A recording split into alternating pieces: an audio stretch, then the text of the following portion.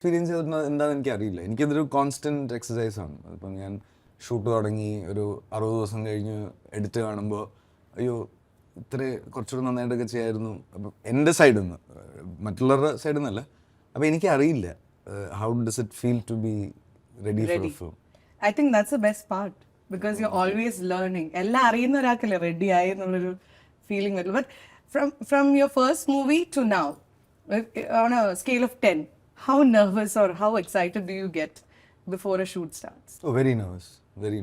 അത് ഞാൻ എന്നല്ല, ഇപ്പം ഒരു ഡയറക്ടറും അങ്ങനെ ആയിരിക്കില്ല ഷൂട്ട് തുടങ്ങുന്നത്. സോ ഇതൊരു ക്രിയേറ്റീവ് പ്രോസസ്സ് ആയതുകൊണ്ട് ഇതിനൊരു സെറ്റ് റൂൾസ് ഒന്നുമില്ല.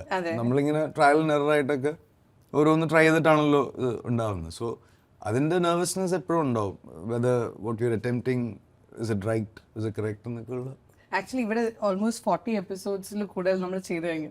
എപ്പോഴും എനിക്ക് എപ്പിസോഡിന് മുമ്പ് ടെൻഷനാണ്. ഇവരൊക്കെ എന്നെ കളിയാക്കും, ഇതെന്തൊരു പിരിപിരിപ്പ്.